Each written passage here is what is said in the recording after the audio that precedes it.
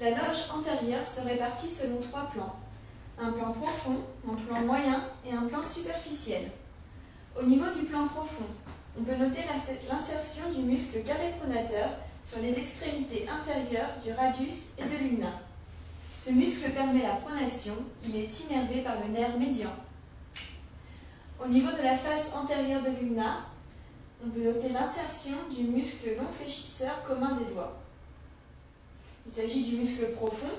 Ce muscle se continue par des tendons qui passent sous le rétinaculum des fléchisseurs.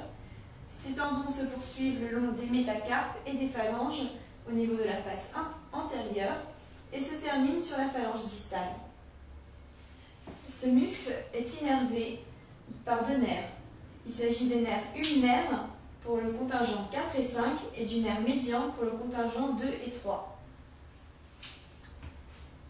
Le muscle long fléchisseur du pouce. Ce muscle prend insertion sous la crête pronatrice du radius. Il se poursuit par des tendons qui passent sous le rétinaculum des fléchisseurs et se termine au niveau de la phalange distale du pouce. Ce muscle est innervé par le nerf médian. Sur le plan intermédiaire, on peut noter le muscle long fléchisseur superficiel commun des doigts.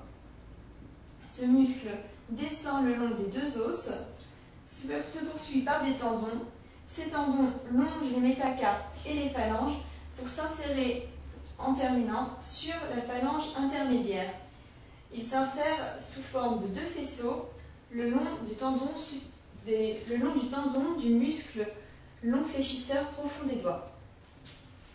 Au niveau superficiel, il s'agit d'épicondyliens médiaux. Ils prennent donc leur insertion sur l'épicondyle médial de l'humérus.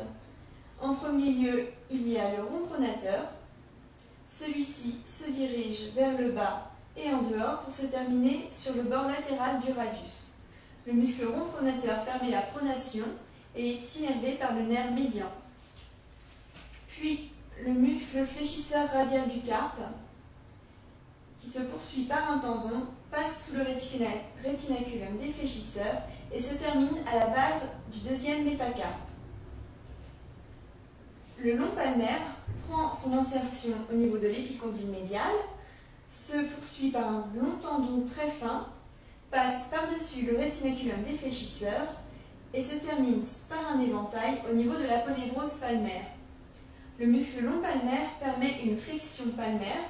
Il est innervé par le nerf médian. Enfin, le muscle fléchisseur ulnaire du carpe. Celui-ci prend son insertion au niveau de l'épicondyle médial ainsi que sur la crête postérieure de l'ulna. Il descend, forme le relief antéro-interne de l'avant-bras et se termine au niveau de l'os pisiforme. Ce muscle permet la flexion en synergie avec le muscle fléchisseur radial du carpe.